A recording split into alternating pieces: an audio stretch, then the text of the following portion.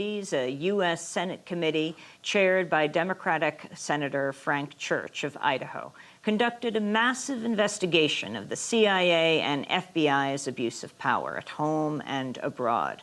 The multi-year investigation examined domestic spying, the CIA's attempts to assassinate foreign leaders, the FBI and CIA's efforts to infiltrate and disrupt organizations here at home, and more. Today, we're joined by two individuals with close ties to the Church Committee. Bethene Church joins me here in Boise. She's the widow of Senator Frank Church, who died 25 years ago this month. Bethene Church is considered the matriarch of the Democratic Party in Idaho and was seen by many as the state's third senator because she was so active while her husband served on Capitol Hill. We're also joined by Frederick Schwartz, Jr. He served as chief counsel to the Church Committee. He now serves as senior counsel at the Brennan Center for Justice, co-author of Unchecked and Unbalanced: Presidential Power in a Time of Terror. Well, it is a great honor to have you here, Bethene Church, sitting here with you at TVTV at Treasure Valley Television. What are your thoughts today as you look at the situation of torture, the memos that have just come out, abroad, looking at home at the issue of spying on the American people, and how it relates back to, well, the reasons for the Church Committee launching its investigation? Well, in 1970, we contemplated the unimaginable, and now it's here. What is that?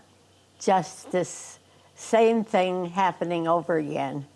Looking at private lives, the way they have handled, the government has handled people's lives in the United States. The FBI and the CIA have a different mandate than the one they followed. And now all of this has come back to haunt us with these awful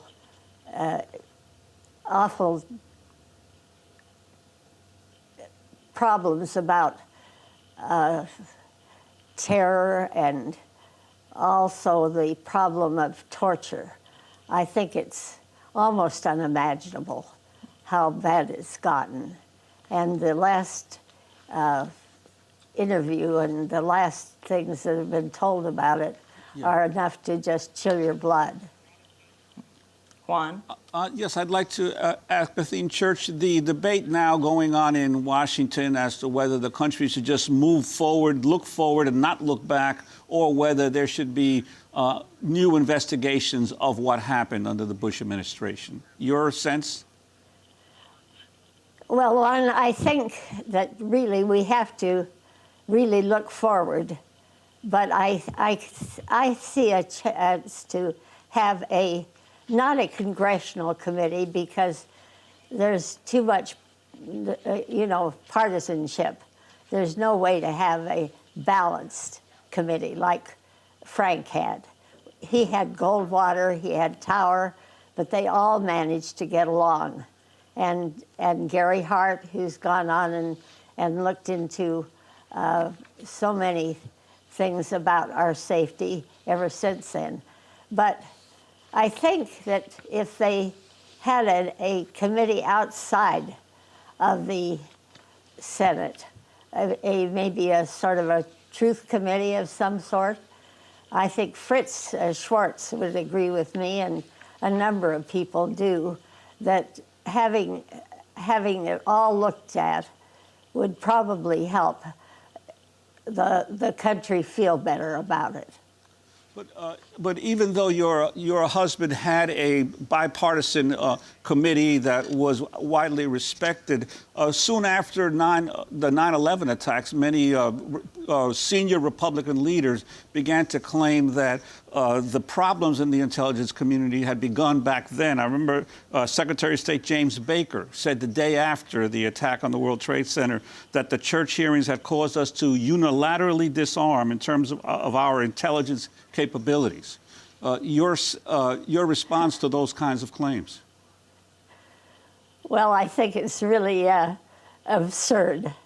I think the things that happened, they tried to make the CIA and the FBI, this committee tried to make them work more within the bounds of the law, and I think the things that have happened since then are very immoral.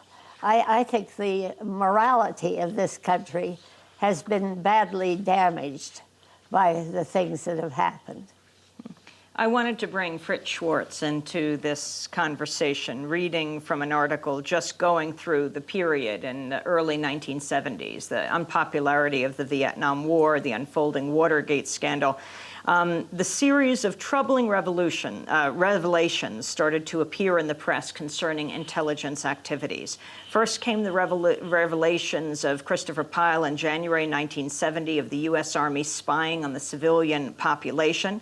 The dam broke on December 22nd, 1974, when the New York Times published a lengthy article by Seymour Hersh detailing operations engaged in by the CIA over the years that had been dubbed the Family Jewels, covert action programs involving assassination attempts against foreign leaders, covert attempts to subvert foreign governments were reported for the first time.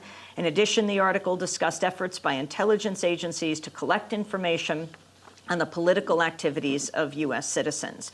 I mean, this is, when you go through the list, among the matters investigated, attempts to assassinate foreign leaders, including Patrice Lumumba of Congo, Rafael Trujillo of Dominican Republic, the Diem brothers of Vietnam, General Rene Schneider of Chile, President John F. Kennedy's plan to use the mafia to kill Fidel Castro of Cuba.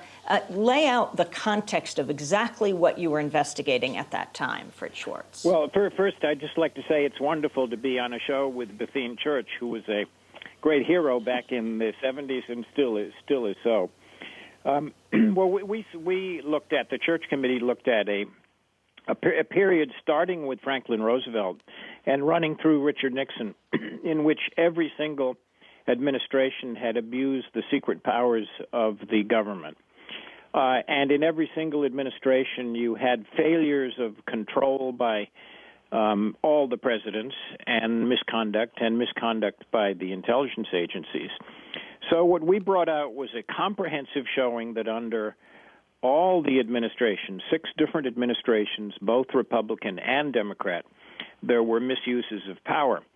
And we tried to show that those, and we did show that those actions were inconsistent with American values and inconsistent with the law and with the Constitution.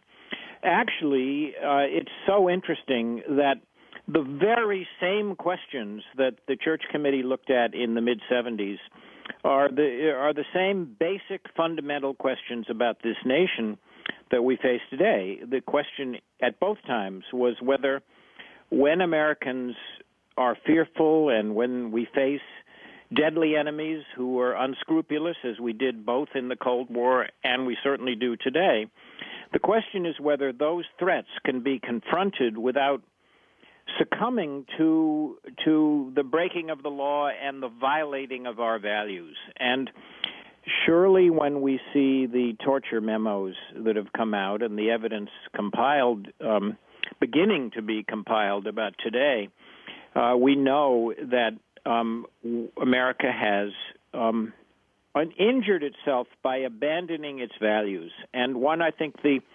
probably the single most important finding of the Church Committee was that if during a time of crisis we ignore the wise restraints that have been put in our Constitution and laws to keep us free and keep us strong, if we do that, we're going to not only make ourselves less free, we're going to make ourselves less safe. And I think it's quite clear that when you look at the current situation, going down the path of abandoning tactics of the enemy, after all, the torture methods that were used were ones that we learned from the Korean War, when the Chinese communists and the North Koreans used them against Americans. And then we suddenly adopted those same tactics. It's not the way America was intended to go, and it's harmful to